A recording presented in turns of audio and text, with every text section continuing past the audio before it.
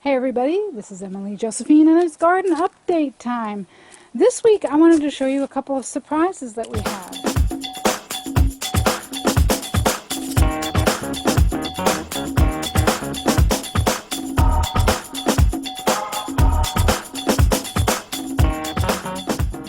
Take that weed out of there. Okay, surprise number one. I tried to transplant several moss roses on both sides of our stone path here, and they didn't take except for two of them. Now, moss roses they're annuals, but I guess they lived long enough to produce seed. And this one had a really pretty red flower. Oh, there it is. It looks like it's dying. It's going to produce more flowers pretty soon. But anyway, I didn't see any moss rose forever this spring until, a couple weeks ago? Or was it last week? I think it was last week. Benjamin pointed it out to me. So there's one, and there's the other. And my husband, I pulled up that ugly landscaping fabric, which was supposed to be weed barrier, so I wouldn't get weeds growing on the moss rose. Instead, I had weeds growing in through the landscaping fabric, so it didn't work anyway. Anyway, so two moss roses. This one hasn't flowered yet, but it'll get there. But my hope is that as they seed, now that the landscape fabric is gone, they'll seed and the seed will spread and I'll end up with a lot more moss rose. But that was surprise number one. Surprise number two, ta-da! My lavender flowered. Last year I just had all the greens. The other surprise was this didn't die when we had our 8-degree night back in December. We had two really cold nights. One was 8 degrees and one was 14 degrees. And I know if you're in the north, you're laughing at me. Ha ha ha, you don't know what cold is. Yes, I do. I was born and raised in Minnesota. So there. But 8 degrees here is cold. And some of these, you can see like down here, doesn't look so great. Some of them did get frostbite. But the plant survived, and it's giving me flowers this year. No flowers last year, but we've got flowers this year. So again, just like the moss rose, I am hoping that this will spread, and this will take over, and I won't have ugly weeds. Instead of having to mow here, we'll just have, lavender planted. That's happy.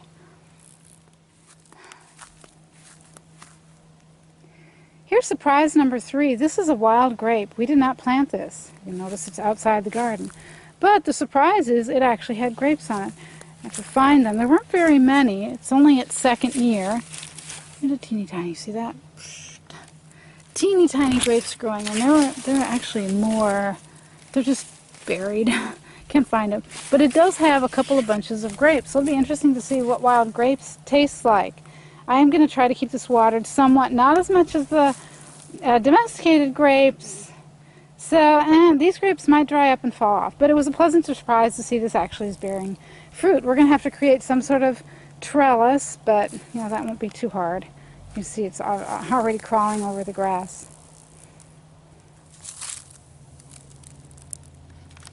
Surprise number 4.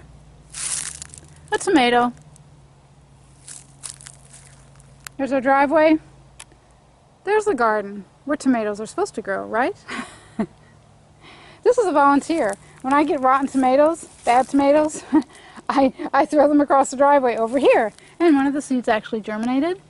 I have no idea what kind of tomato it will be. I hope it will be a cherry, because the cherries are very prolific. I've stated that in a video I did, I think last year. I published a video singing the praises of cherry and yellow pear tomatoes, because they don't mind the heat here, and they don't mind, they'll produce in 100 degrees, and they produce a lot. So we'll see what kind this is. I did put some cedar mulch around it to try to keep the moisture in.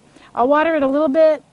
We'll just see how it goes. Jerry tried to put a tomato cage here, but it's growing in all rock apparently. So yeah, I'll have to take a special care of it if I want to get anything out of it, since it's not very good soil underneath. So that's the end of the surprises, except for one more thing I'll show you in the garden. The other 4 were surprises for me. This one is a surprise for you. Ta-da! Look, no weeds. I worked so hard pulling all these weeds out. No, just kidding.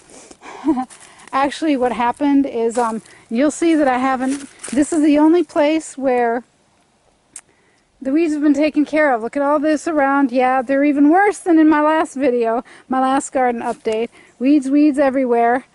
It's because I hurt my back, and that's a long story that I'm going to talk about on a future video. I'm going to be talking about the importance of core fitness and how I messed up during the last 20 years of my life and how I'm changing it, because I don't want to be a weakling cripple anymore, not able to do things like pull weeds out of my own garden. But I had Jerry clear this out because I'm going to be having a cucumber growing here, and I'm going to cover all these arches with chicken wire as a means of the trellis for the cucumber. I may also use twine. We have some leftover nylon twine. I probably don't have enough chicken wire to cover the whole thing.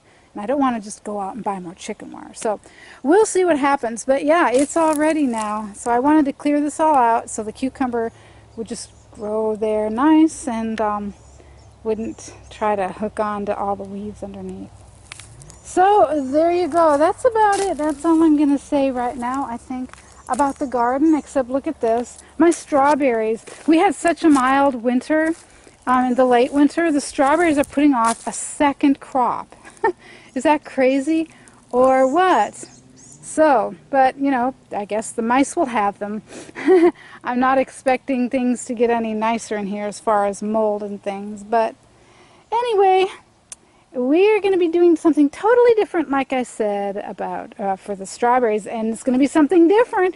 Then I've changed my mind. It's going to be something more different. I think I've changed my mind, but you know, yeah, woman's prerogative to change her mind, right?